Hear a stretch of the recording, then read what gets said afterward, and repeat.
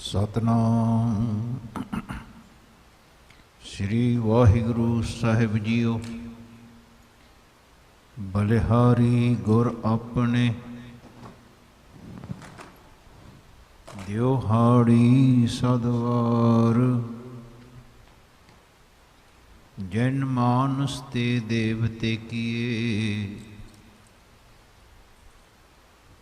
ਕਰਤ ਨਾ ਲਾਗੀ ਬਾਰ। ਜੇ ਸੌ ਚੰਦਾ ਉਗਵੈ ਸੂਰਜ ਚੜੇ ਹਜ਼ਾਰ। ਇਤੇ ਚਾਨਣ ਹੁੰਦਿਆਂ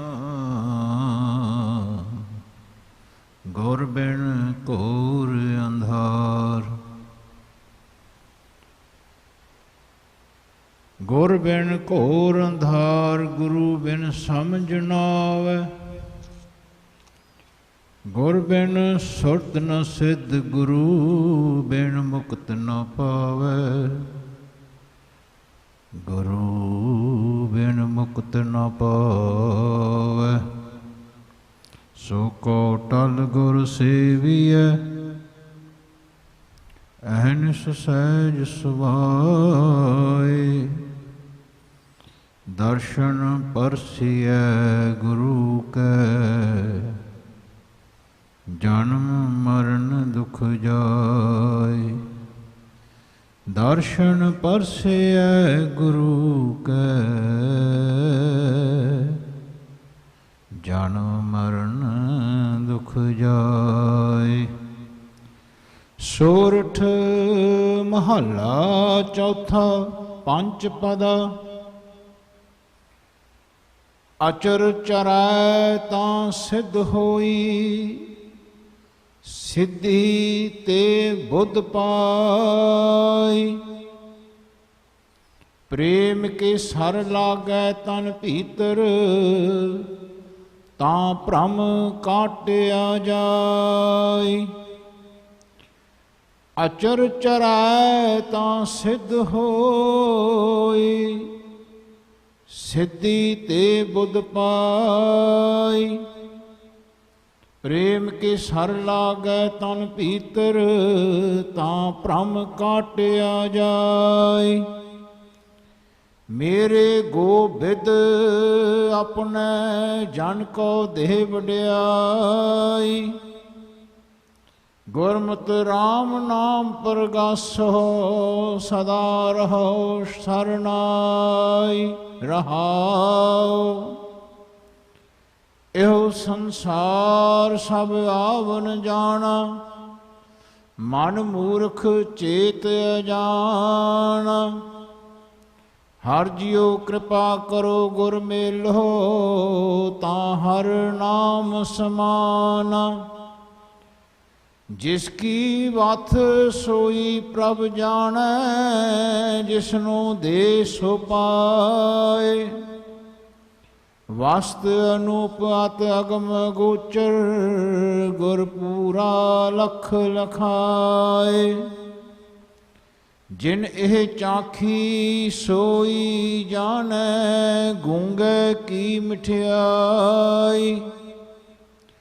ਰਤਨ ਲੁਕਾਇਆ ਲੁਕੈ ਨਾਹੀ ਜੇ ਕੋ ਰਖੈ ਲੁਕਾਈ। ਸਭ ਕੁਛ ਤੇਰਾ ਤੂੰ ਅੰਤਰ ਜਾਮੀ ਤੂੰ ਸਭਨਾ ਕਾ ਪ੍ਰਭ ਸੋਈ। ਜਿਸਨੋ ਦਾਤ ਕਰੇ ਸੋ ਪਾਏ ਜਨ ਨਾਨਕ ਅਵਰ ਨ ਕੋਈ। ਸਭ ਕੁਛ ਤੇਰਾ ਤੂੰ ਅੰਤਰ ਜਾਮੀ ਤੂੰ ਸਭਨਾ ਕਾ ਪ੍ਰਭ ਸੋਈ। ਜਿਸਨੋ ਦਾਤ ਕਰੇ ਸੋ ਪਾਏ ਜਨ ਨਾਨਕ ਅਵਰ ਨ ਕੋਈ। ਵਾਹਿਗੁਰੂ ਜੀ ਕਾ ਖਾਲਸਾ ਵਾਹਿਗੁਰੂ ਜੀ ਕੀ ਫਤਿਹ। ਪਰਮ ਸਤਿਕਾਰਯੋਗ ਸਤਿਗੁਰੂ ਸੱਚੇ ਪਾਤਸ਼ਾਹ ਜੀ ਦੀ ਸਾਜੀ ਨਵਾਜੀ ਗੁਰੂ ਰੂਪ ਸਾਧ ਸੰਗਤ ਜੀ, ਬਹੁਤ ਹੀ ਵੱਡੇ ਭਾਗਾਂ ਵਾਲੇ ਹਾਂ ਆਪਾਂ ਸਾਰੇ ਜੋ ਧੰਨ ਧੰਨ ਸਾਹਿਬ ਸ੍ਰੀ ਗੁਰੂ ਗ੍ਰੰਥ ਸਾਹਿਬ ਜੀ ਮਹਾਰਾਜ ਜੀ ਦੇ ਪਾਵਨ ਪਵਿੱਤਰ ਚਰਨਾਂ ਵਿੱਚ ਮਹਾਰਾਜ ਜੀ ਦੀ ਕਿਰਪਾ ਸਦਕਾ ਆਪਾਂ ਜੁੜੇ ਬੈਠੇ ਹਾਂ ਭਾਈ। ਸਤਿਗੁਰੂ ਸੱਚੇ ਪਾਤਸ਼ਾਹ ਜੀ ਦਾ ਅੰਮ੍ਰਿਤ ਵੇਲੇ ਦਾ ਇਹ ਮੁੱਖ ਵਾਕ ਜੋ ਸਾਡੇ ਜੀਵ ਮਾਤਰ ਕਲਿਆਣ ਵਾਸਤੇ ਮਾਲਕ ਨੇ ਭੇਜਿਆ, ਆਓ ਪਿਆਰ ਦੇ ਨਾਲ ਸਰਵਣ ਕਰੀਏ। ਸੱਚੇ ਪਾਤਸ਼ਾਹ ਆਪ ਵਿਚਾਰ ਆਪਣੀ ਕਰਾਉਣ, ਆਪ ਹੀ ਸਰਵਣ ਕਰਾਉਣ। ਆਓ ਇਸ ਸੋਰਠ ਰਾਗ ਦੇ ਵਿੱਚ ਚੌਥੇ ਪਾਤਸ਼ਾਹ ਜੀ ਦੇ 5 ਪਦੇ ਹਨ, ਉਹਨਾਂ ਸ਼ਬਦਾਂ ਨੂੰ ਮਹਾਰਾਜ ਦੀ ਬਖਸ਼ਿਸ਼ ਸਦਕਾ ਵਿਚਾਰ ਕਰੀਏ ਜੀ। ਸੋਰਠ ਮਹੱਲਾ ਚੌਥਾ, 5 ਪਦਾ ਸੋਰਠ ਰਾਗ। ਚੌਥੇ ਪਾਤਸ਼ਾਹ ਜੀ ਦੇ ਸ਼ਬਦ ਮੁਖਾਰ ਬਿੰਦ ਤੋਂ ਮਾਲਕ ਆਪ ਉਚਾਰਨ ਕਰ ਰਹੇ ਹਨ। 5 ਪਦੇ ਹਨ, ਆਓ ਪਿਆਰ ਦੇ ਨਾਲ ਸਰਵਣ ਕਰੀਏ ਜੀ। ਅਚਰ ਚਰੈ ਤਾਂ ਸਿੱਧ ਹੋਈ, ਸਿੱਧੀ ਤੇ ਬੁੱਧ ਪਾਈ। ਪ੍ਰੇਮ ਕੇ ਸਰ ਲਾਗੈ ਤਨ ਭੀਤਰ, ਤਾਂ ਭ੍ਰਮ ਕਾਟਿਆ ਜਾਏ। ਮੇਰੇ ਗੋਬਿੰਦ ਆਪਣਾ ਜਨ ਕੋ ਦੇਹ ਵਡਿਆਈ। ਗੁਰਮਤਿ ਰਾਮ ਨਾਮ ਪ੍ਰਗਾਸੋ, ਸਦਾ ਰਹੋ ਸ਼ਰਨਾਈ। ਰਹਾਉ। ਇਸ ਸ਼ਬਦ ਦੀ ਰਹਾਉਲ ਦੀ ਪੰਕਤੀ ਅਕਸਰ ਅਸੀਂ ਦੇਖਿਆ ਕਿ ਜਿੱਥੇ ਗੋਬਿੰਦ ਸ਼ਬਦ ਆਵੇ ਉਸ ਨੂੰ ਵੀ ਅਸੀਂ ਗੋਬਿੰਦ ਪੜ੍ਹ ਜਾਂਦੇ। ਜਿੱਥੇ ਜਿੱਥੇ ਮਹਾਰਾਜ ਨੇ ਇਹ ਸ਼ਬਦਾਂ ਦਾ ਭੇਦ ਰੱਖਿਆ, ਉਸ ਦੀ ਵਿਚਾਰ ਕਰਨਾ ਤੇ ਜੋ ਅੱਖਰ ਲਿਖੇ ਨੇ ਉਸ ਤਰ੍ਹਾਂ ਹੀ ਪੜ੍ਹਨਾ।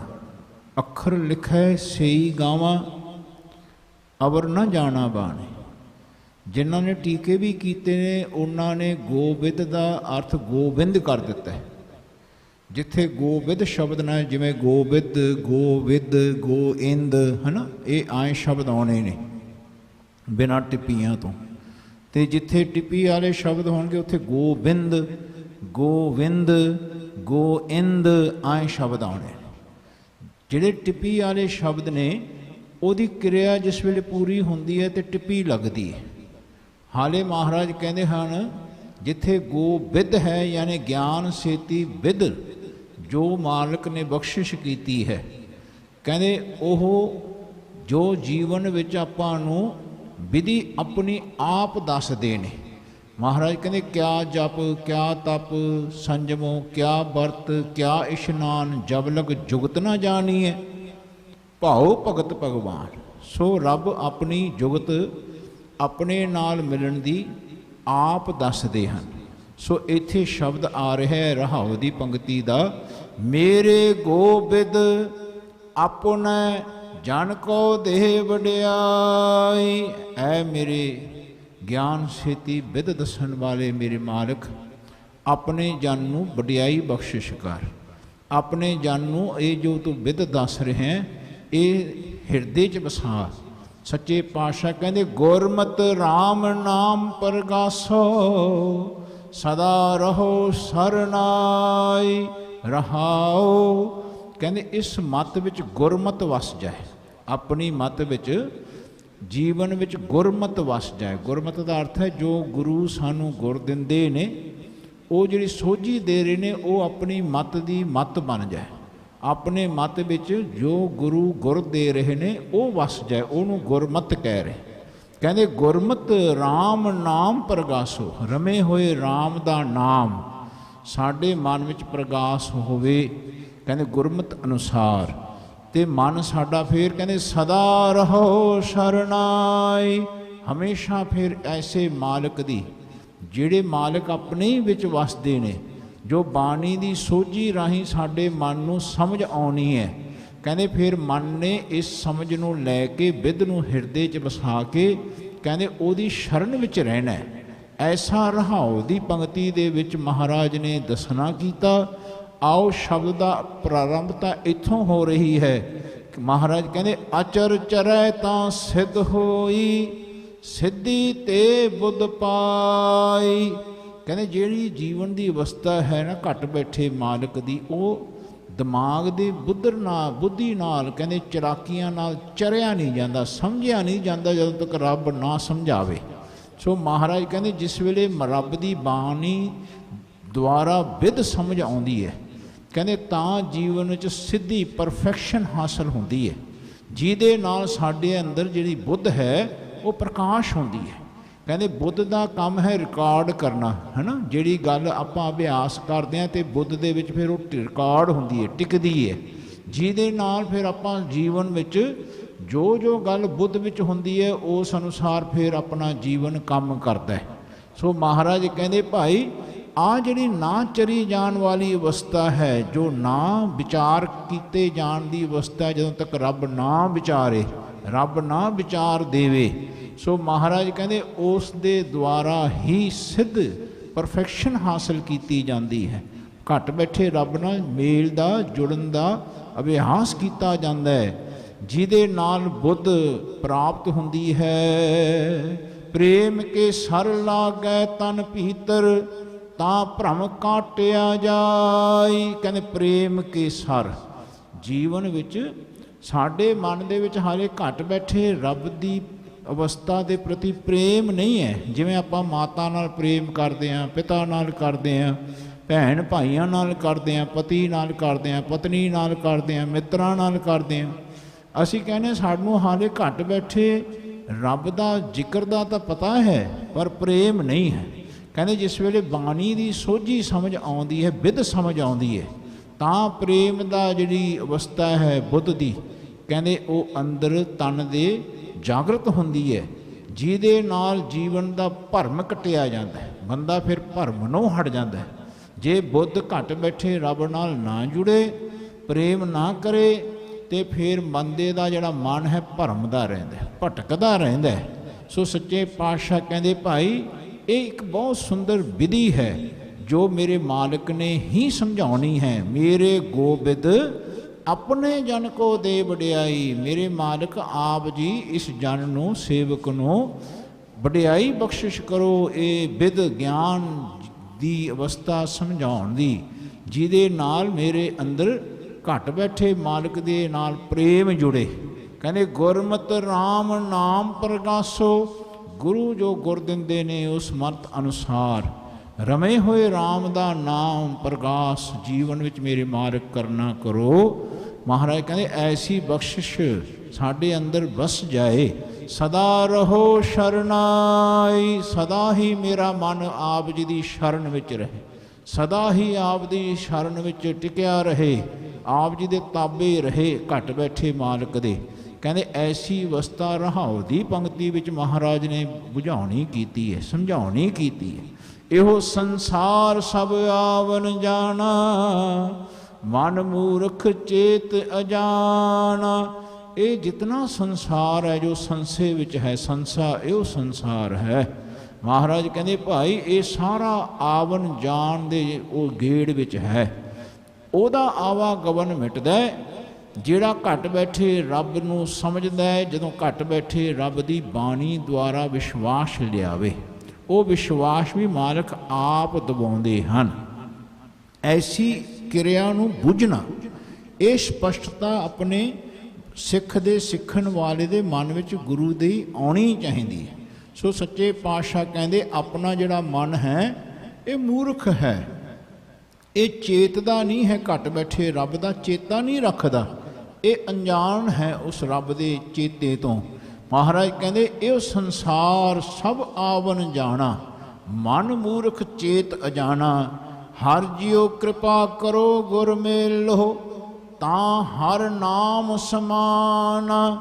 ਕਹਿੰਦੇ ਮੇਰੇ ਮਾਲਕ ਜੋ ਤੁਸੀਂ ਸਭ ਦੇ ਵਿੱਚ ਵਸਦੇ ਹੋ, ਐ ਮੇਰੇ ਮਾਲਕ ਜੀ ਆਪ ਜੀ ਕਿਰਪਾ ਕਰੋ। ਪੈਰ 'ਚ ਰਾਰਾ ਲਾ ਕੇ ਕਿਰਪਾ ਸ਼ਬਦ ਵਰਤਣਾ, ਯਾਨੀ ਸ਼ਬਦਾਂ ਦੇ ਚਰਨਾਂ ਨੂੰ ਚਰਨ ਜਾਣਦਿਆਂ ਹੋਇਆਂ ਉਹਨਾਂ ਦੇ ਚਰਨਾਂ ਹੀ ਲੱਗ ਕੇ ਬਖਸ਼ਿਸ਼ ਪ੍ਰਾਪਤ ਕਰਨੀ।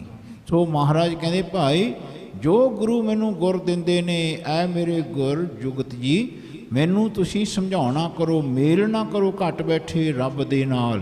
ਅਤੇ ਉਹ ਰੱਬ ਜਿਹੜਾ ਹਰੇਕ ਵਿੱਚ ਵਸਦਾ, ਮੈਂ ਉਹਦਾ ਨਾਮ ਜ਼ਿਕਰ ਕਰ ਸਕਾਂ, ਉਹਦੇ ਨਾਮ ਵਿੱਚ ਮੇਰਾ ਮਨ ਸਮਾ ਸਕੇ। सो सच्चे पातशाह कहते जिस की वथ सोई प्रभ जानै, जिसनों दे सो पाए। जिस दी वथ है, कहते भाई जिस दी ये वस्तु है, ਉਹ ਹੀ ਰੱਬ ਆਪ ਜਾਣਦਾ। ਪ੍ਰਭ, ਪ੍ਰਭ ਦਾ ਅਰਥ ਹੈ ਪਰਮੇਸ਼ਰ ਜੋ ਭੌਤਿਕ ਸਰੀਰ ਵਿੱਚ ਵਸਦੇ ਨੇ। ਕਹਿੰਦੇ ਇਸ ਨੂੰ ਪ੍ਰਾਪਤ ਕਰਨ ਵਾਸਤੇ ਪਹਿਲਾਂ ਆਪਣੇ ਸਰੀਰ ਦੇ ਵਿੱਚ ਰੱਬ ਵਸਦੇ ਨੇ ਕਰਕੇ ਭਰੋਸਾ ਲਿਆਉਣਾ, ਤਾਂ ਜਾ ਕੇ ਸਾਡੇ ਮਨ ਵਿੱਚ ਇਹ ਭਰੋਸਾ ਟਿਕਦਾ ਹੈ ਕਿ ਰੱਬ ਜਿਹੜਾ ਆਪਣੇ ਵਿੱਚ ਵਸਦੇ ਨੇ ਉਹ ਹਰੇਕ ਵਿੱਚ ਵਸਦੇ ਨੇ। ਤਾਂ ਉੱਥੇ ਪ੍ਰਭ ਤੇ ਹਰ ਸ਼ਬਦ ਵਰਤੇ ਗਏ ਹਨ ਭਾਈ। ਜਦੋਂ ਵੀ ਪ੍ਰਭ ਅਤੇ ਹਰ ਸ਼ਬਦ ਗੁਰਬਾਣੀ ਵਿੱਚ ਵਰਤੇ ਜਾਣ, ਇਹਨਾਂ ਦਾ ਇਹ ਧਿਆਨ, ਇਹ ਵਿਚਾਰ ਹਿਰਦੇ ਵਿੱਚ ਵਸਾ ਕੇ ਰੱਖਣੀ। ਸੋ ਮਹਾਰਾਜ ਕਹਿੰਦੇ ਹਨ ਭਾਈ ਜਿਸ ਕੀ ਵਥ ਸੋਈ ਪ੍ਰਭ ਜਾਣੈ, ਜਿਸ ਨੂੰ ਦੇ ਸੋ ਪਾਏ। ਜਿਸ ਨੂੰ ਰੱਬ ਆਪ ਬਖਸ਼ਿਸ਼ ਕਰਦਾ ਹੈ ਉਹ ਹੀ ਪ੍ਰਾਪਤ ਕਰ ਸਕਦਾ ਹੈ। ਨਹੀਂ ਤਾਂ ਬੰਦਾ ਆਪਣੀ ਸਿਆਣਪ ਨਾਲ, ਆਪਣੀ ਸੋਝੀ ਨਾਲ, ਆਪਣੀ ਚਲਾਕੀ ਨਾਲ ਨਹੀਂ ਰੱਬ ਨੂੰ ਪਾ ਸਕਦਾ ਹੈ। ਮਹਾਰਾਜ ਕਹਿੰਦੇ ਵਸਤ ਅਨੂਪ ਅਤ ਅਗਮ ਗੋਚਰ, ਗੁਰ ਪੂਰਾ ਅਲਖ ਲਖਾਏ। ਇਹ ਬਹੁਤ ਹੀ ਅਨੂਪ ਵਸਤ ਹੈ, ਯਾਨੀ ਬਹੁਤ ਹੀ ਵੱਖਰੀ ਤੇ ਸੁੰਦਰ, ਉਹਨੂੰ ਅਨੂਪ ਕਹਿੰਦੇ ਆ। ਯਾਨੀ ਬਹੁਤ ਹੀ ਵੱਖਰੀ ਹੈ ਤੇ ਬੜੀ ਹੀ ਸੁੰਦਰ ਹੈ। ਕਿ ਮਹਾਰਾਜ ਕਹਿੰਦੇ ਅਤ ਅਗਮ ਅਗੋਚਰ। ਅਤ ਅਗਮ, ਅਤ ਦਾ ਕਹਿੰਦੇ ਭਾਈ ਉਹ ਅਗਮ ਸਰੂਪ ਰੱਬ ਦਾ ਆਪਣੇ ਵਿੱਚ ਵਰਤ ਰਿਹਾ। ਅਗਮ ਦਾ ਅਰਥ ਹੈ ਜੋ ਆਪਣੇ ਹੀ ਇਤਨੀ ਗਹਿਰਾਈ ਵਿੱਚ ਸੁਰਤਦੇ ਹੈ, ਜਿਹਦੀ ਸੋਝੀ ਜਦੋਂ ਤੱਕ ਗੁਰੂ ਨਾ ਦੇਣ ਉਦੋਂ ਤੱਕ ਉਹ ਸੋਝੀ ਨਹੀਂ ਆਉਂਦੀ। ਆਪਣੇ ਹੀ ਵਿੱਚ ਰੱਬ ਵਸਦਾ ਹੈ, ਪਰ ਆਪਣਾ ਮਨ ਉਸ ਨੂੰ ਵਿਚਾਰ ਨਹੀਂ ਸਕਦਾ, ਉਸ ਨੂੰ ਪਾ ਨਹੀਂ ਸਕਦਾ ਜਦੋਂ ਤੱਕ ਗੁਰੂ ਦੀ ਗੁਰ ਸੋਝੀ ਬਖਸ਼ਿਸ਼ ਨਾ ਆਵੇ। ਕਿਉਂਕਿ ਮਨ ਜਾਣਦਾ ਹੀ ਨਹੀਂ, ਬਚਪਨ ਤੋਂ ਇਹ ਸੋਝੀ ਨਹੀਂ ਹੈ ਮਨ ਨੂੰ ਕਿ ਆਪਣੇ ਅੰਦਰ ਰੱਬ ਵਸਦੇ ਨੇ। ਐਸੀ ਅਵਸਥਾ ਕਹਿੰਦੇ ਬਾਣੀ ਤੋਂ ਹੀ, ਗੁਰੂ ਤੋਂ ਹੀ ਪਤਾ ਲੱਗਦੀ ਹੈ।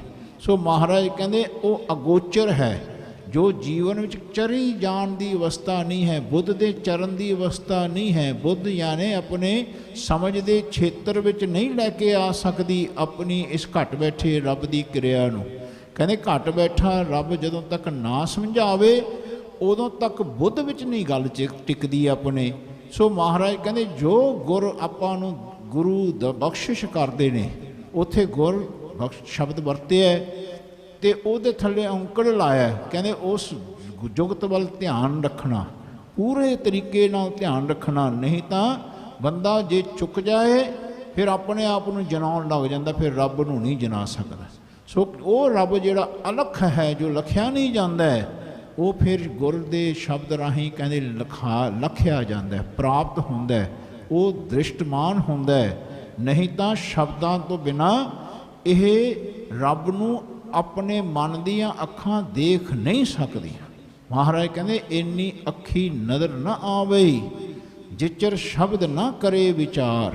ਜਦੋਂ ਤੱਕ ਸ਼ਬਦ ਦੀ ਵਿਚਾਰ ਜੋ ਗੁਰੂ ਸਾਨੂੰ ਗੁਰ ਦਿੰਦੇ ਨੇ, ਘਟ ਬੈਠੇ ਮਾਲਕ ਦਾ ਜੋ ਸ਼ਬਦ ਹੈ, ਉਹ ਤੋਂ ਬਿਨਾਂ ਸਾਡੇ ਮਨ ਦੀ ਅੱਖ ਦੇਖ ਨਹੀਂ ਸਕਦੀ, ਨਹੀਂ ਦਿਖਦਾ, ਨਹੀਂ ਘਟ ਬੈਠੇ ਰੱਬ ਦੀ ਸੋਝੀ ਆਉਂਦੀ ਹੈ। ਸੋ ਮਹਾਰਾਜ ਕਹਿੰਦੇ ਜਿਨ ਇਹ ਚਾਖੀ ਸੋਈ ਜਾਣੈ, ਗੂੰਗੇ ਕੀ ਮਠਿਆਈ।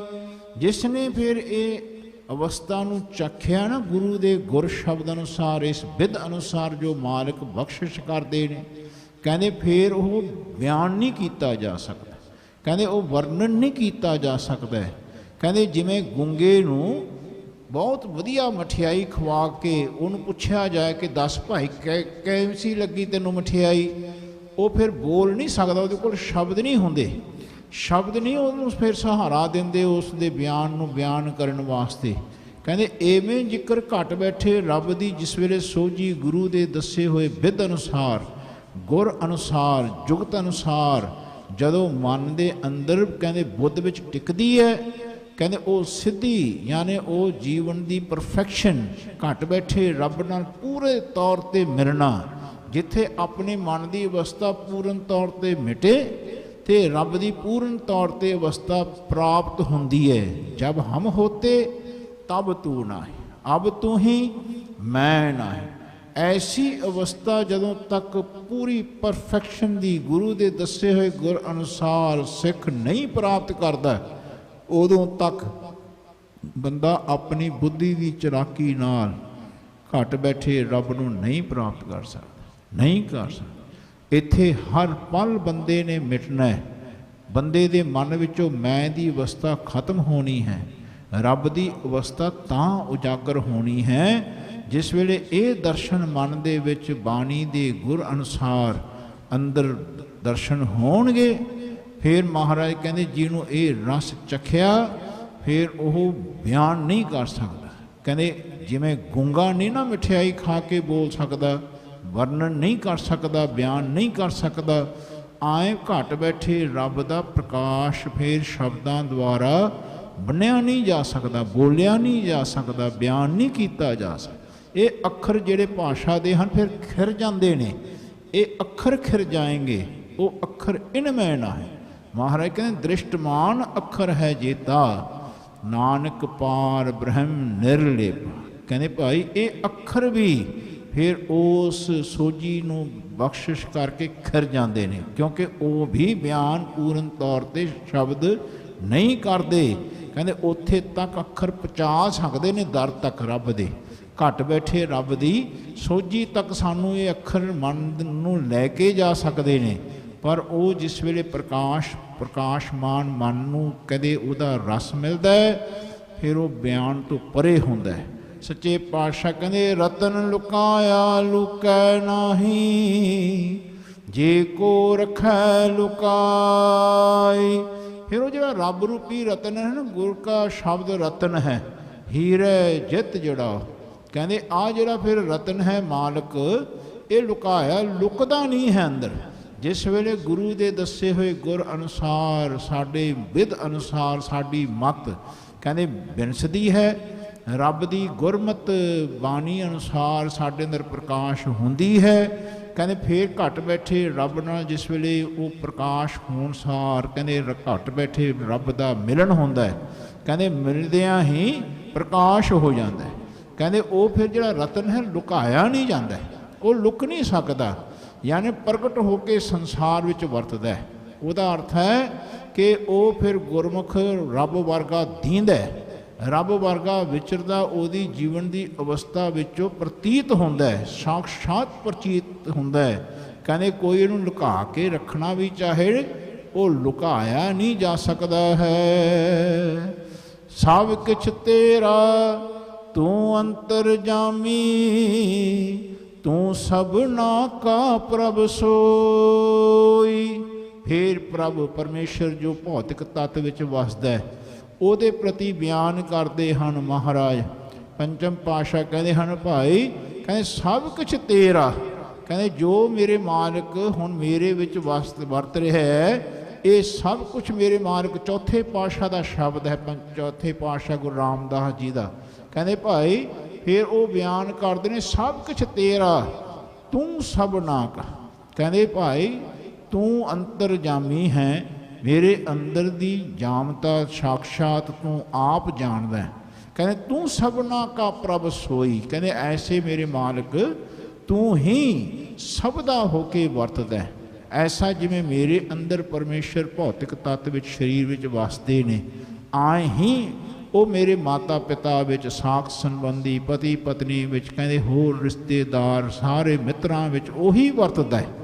ऐसे प्रभ परमेश्वर जो भौतिक तत्व विच वसदे हैं, कहते यह ही सारी सृष्टि के मालिक हैं। कहते जिसनों दात करे सो पाए, जन नानक अवर न कोई। जिसनों ऐसी दात मालिक आप बख्शिश करन, आप देनी करन, ओह ही जन प्राप्त कर सकता है। यह दात, ये सोझी की दात, ये समझ की दात, रब नाल मिलन की दात, आ जिहड़ी चरे ना जान वाली अचर अवस्था है, ये दात कहते जे रब देवे तां प्राप्त होंदी है, नहीं तो बंदा नहीं प्राप्त कर सकता। कहते जन नानक अवर ना कोई। कहते जन जो रब का सेवक चौथे पातशाह गुरु रामदास जी बयान कर रहे ने, मेरे मालिक तेथों बिना होर कोई नहीं, इस रास्ते तो बिना होर कोई सहारा नहीं है, होर कोई विधि नहीं है, होर कोई जुगत नहीं है, होर कोई तरीका नहीं है रब नूं मिलण दा, जो बाणी राਹੀਂ हुण आपां नूं महाराज ने समझाउणा कीता। सो ऐसी अवस्था नूं प्राप्त करना भाई, बाणी नूं जीवन विच वसा के रखना। आओ इस शब्द नूं आपां जिस वेले मुख वाक लवांगे फिर पढ़ांगे, गुरु महाराज जी दे शब्द दे भाव नूं हिरदे च वसाउणा। महाराज बख्शिश करन, अपनी किरपा आप कराउण। बाणी जी दी विचार साडे हिरदियां उपर वसे। बाणी जी दी विचार करदियां अनेकां प्रकार दीयां गलतियां बेअदबियां त्रुटियां रह गईयां हन, अनजान बच्चे समझ के माफ़ करना जी। संगत ते सतगुरु सच्चे पातशाह बख्शण योग हन। फतेह दा बाजा फतेह विच देना जी। वाहिगुरु जी का खालसा वाहिगुरु जी की फतेह। राम कली महला तीजा आनंद। एक ओंकार सतगुर प्रसाद। आनंद भया मेरी माए, सतगुरु मैं पाया। सतगुर ता पाया सहज सेती, मन वजियां वधाइयां। राग रतन परवार परियां, शब्द गावन आया। शब्दो तगावो हरि केरा, मन जिनी वसाया। कह नानक आनंद होआ, सतगुरु मैं पाया। ए मन मेरिया तू सदा रहो हर नाले, हर नाल रहो तू मन मेरे। दुख सब विसारना, अंगीकारो करे तेरा। कारज सब सवारना, सबना गला समरथ स्वामी। सो क्यों मनो विसारे, कह नानक मन मेरे। सदा रहो हर नाले, साचे साहेबा क्या नाहीं कर तेरे। करता तेरा सब किछ है, जिस देह सो पावे। सदा सिफत सलाह तेरी, नाम मन वसावे। नाम जिनकै मन वसिया, वाजे शब्द कनेरे। कह नानक सच्चे साहिब, क्या नाहीं कर तेरा। साचा नाम मेरा आधारो, साच नाम आधार मेरा जन। भुखा सब गवाइया, कर शांत सुख मन आए वसिया। जिन इच्छा सब पुजाइया, सदा कुर्बान किता गुरु विठो। जिस दियां एह वड्याइया, कह नानक सुनो संतो। शब्द तरो प्यारो, साचा नाम मेरा आधार। वाजे पंच शब्द तित घर सुभागै, घर सुभागै शब्द वाजे। कला जित कर तारिया, पंच दूत तुद वास कीते। काल कंटक मारिया, तुर कर्म पाया तुद जिनको। से नाम हर के लागे, कह नानक तह सुख होआ। तित कर अनहद वाजे, आनंद सुनो बड़ भागियो। सगल मनोरथ पूरे, पार ब्रह्म प्रभु पाया। उतरे सगल बसूरे, दुख रोग संताप उतरे। सुनी सची बाणी, संत साजन भय सरसे।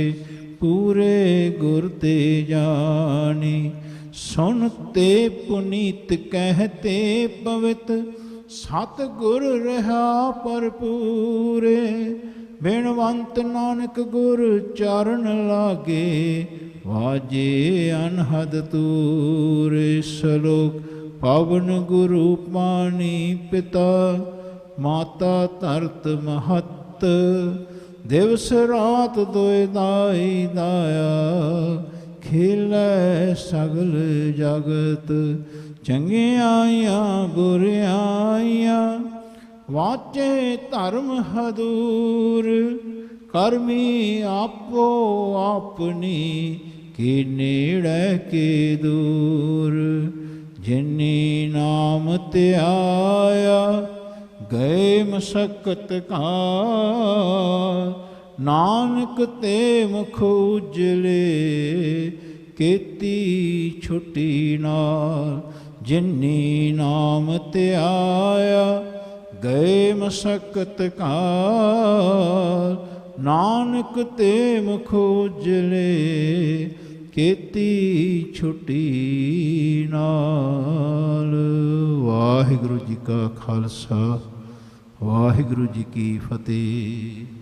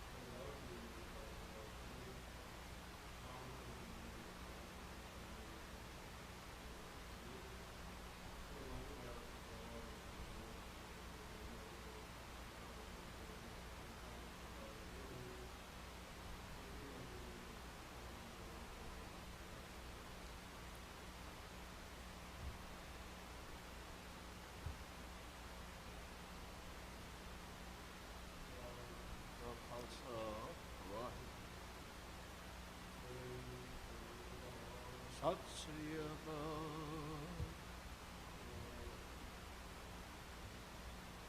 सतनाम श्री वाहिगुरु साहिब जीओ। जो हमरी बिद होती मेरे सतगुरा, सा बिद तुम हर जानो आपे। हम रुलते फिरते कोई बात न पूछता, गुर सतगुर संग कीरे हम थापे। सो को तल गुर सेविए अहनस सहज सुभाए। दर्शन परस्य गुरु कै जन्म मरण दुख जाए। सोरठ महला चौथा पंच पदा। आचर चरै तां सिद्ध होई, सिद्धि ते बुद्ध पाई।